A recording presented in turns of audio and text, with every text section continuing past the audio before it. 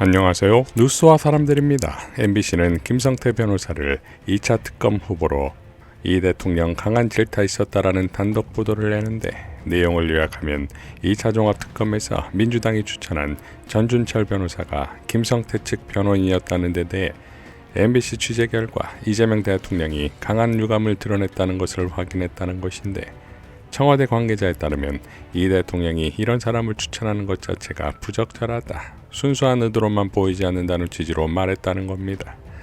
또 다른 참모는 어떻게 이런 사람을 추천할 수 있느냐며 이 대통령에게 불쾌감을 표했다는 것이고, 또 다른 참모는 김 전 회장은 자기가 살겠다고 이 대통령을 위험에 몰고 간 인물이다. 이 대통령은 여당이 그런 사람의 1차 변호인을 추천한 것에 화가 난 것이라고 설명했습니다. 여당 내에서도 비판의 목소리가 나왔다며, 한 민주당 의원은 진지한 고려 없이 친분관계로 추천한 것 아닌지 우려스럽다. 또 다른 여권 관계자는 전 변호사를 추천한 건 대놓고 한판 하자는 것 아니냐 라고 했다는데, 그야말로 이재명 대통령과 정청래 대표가 갈라치기 저리 갈 원수지간으로 만들어 놓았는데, 전준철 변호사에 대해 박은정 의원은 김어준의 겸손은 힘들다 뉴스공장에 출연해 이렇게 설명했지요. 그러니까 괜찮은 아주 괜찮은 친윤 아니에요? 검사. 친윤 저희가 이제 아니냐고. 친윤 윤사단이라고 할 때 이제 그 특수들 중에서 이제 분류를 하면 윤사단이 있고, 윤사단. 특수 중에서도 이제 윤사단 아닌 특수들이 있고, 수사가 특검이 된 다음에 이제 검찰 출신이기 때문에 그 이제 검찰에 대한 수사를 과연 할 수 있겠는가? 저는 장단점이 있다고 생각해요. 그러니까 저는 계속해서 검찰 출신이 검사를 잡을 수 있다. 그러니까 그래서 저는 그 전준철 변호사가 저는 할 수 있을 것이다. 검찰에 대한 수사. 왜냐하면은 심우정에 대해서 그 조은석 특검이 그러니까 좀 뭐 구속하거나 기소하진 못했지만 된다고 생각하고 무혐의 안 하고 지금 보낸 거거든요.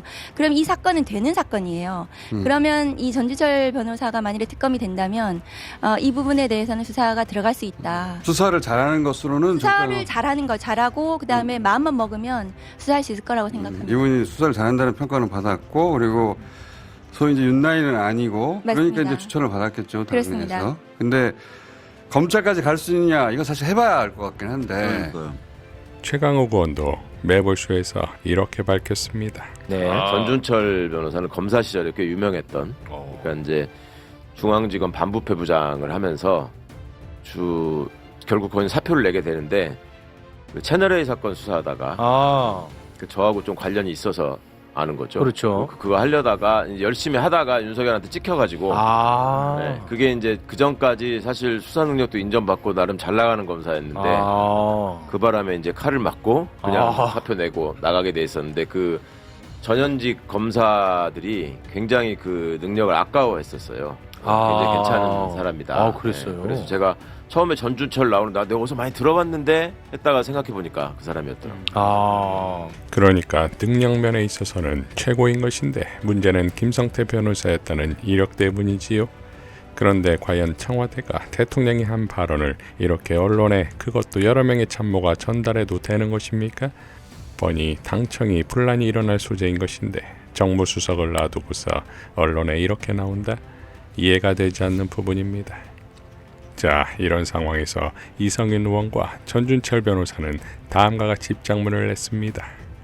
이성윤 의원은 전준철 변호사 추천 관련 불필요한 논란이 일어난 점은 전적으로 저의 책임입니다. 전준철 변호사는 김건희 주가 조작 사건, 한동훈 채널A 사건 등 수사에 저와 함께 깊이 관여했다는 이유로 윤석열 정권 들어서 압수수색 등 탄압을 받았고 소신 있고 유능한 검사였습니다. 2차 종합특검법에 따라 특검 후보자를 추천해달라는 요청이 있어 검찰, 법원 출신 등 두 분의 특검 후보자를 추천했습니다. 그중 한 분이 전준철 변호사이고 추천되었습니다. 전준철 변호사의 입장을 인용하여 올립니다. 전준철 변호사의 입장은, 해당 사건은 제가 소속되었던 법무법인이 선임한 사건으로 저는 이미 변론 중인 다른 변호사님들의 요청으로 수사 중간에 잠깐 쌍방울 측 임직원들을 변론한 적이 있습니다.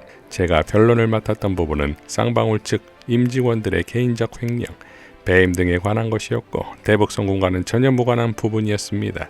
그리고 당시 검찰에 대한 변론이 전혀 먹히지 않았고 변론 과정에서 불필요한 일도 있어 중간에 변론을 중단하고 이후 수사 단계는 물론 재판 단계까지 변론을 한 바 없습니다.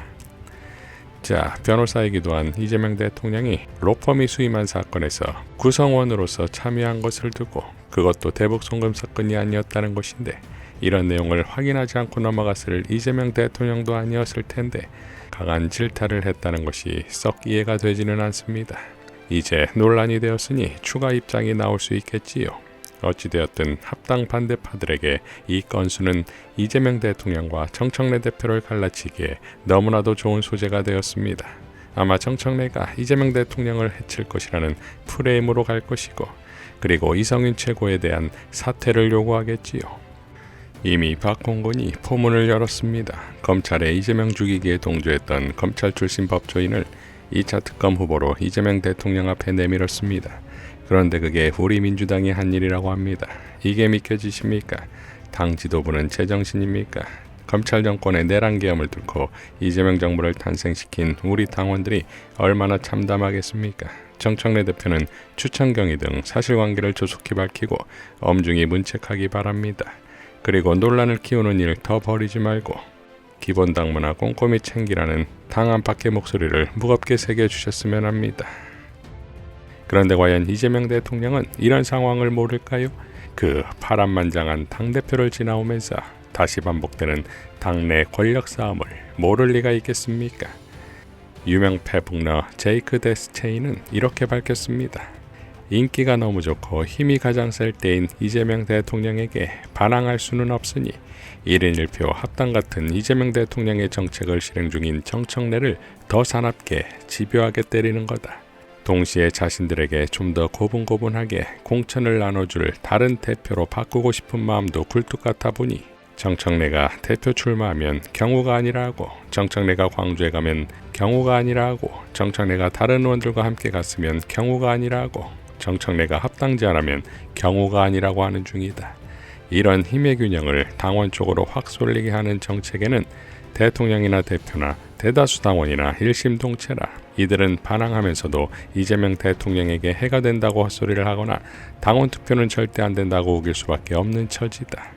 천천히 방해하건 이렇게 단번에 확 나오는 건 어차피 방해할 것들이라 차라리 기세등등하게 나오게 만들 미끼로 그쪽에서 혐오 유발자로 유명한 정청래 대표가 개혁적으로는 무타협이라 그쪽에서 이름만 나와도 경기를 일으키는 조국 대표의 조국혁신당과 합당 이슈를 던졌다. 지난번 열린민주당과 합당할 때도 삼선 공천금지 요구 때문에 민주당 의원님들이 얼마나 신경질 났는데, 이렇게 해서 최강욱을 날렸는데 또다시 같은 구도로 합당한다니 확 물었다.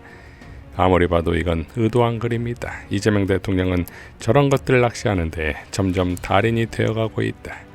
딱한 것들, 이제 다음 공천도 힘들어졌다. 조국혁신당과 합당하면 경선해야 하고, 니들이 어떻게 합당을 막는다고 해봤자 선거연대로 또 단일화란다. 이번에 니들이 가지고 논리했던 당원들이 니들을 찍어주겠냐?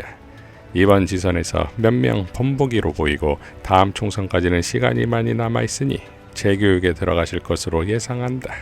반성하고 충성하거라. 이상 누수와 사람들이었습니다. 시청해 주셔서 감사드립니다.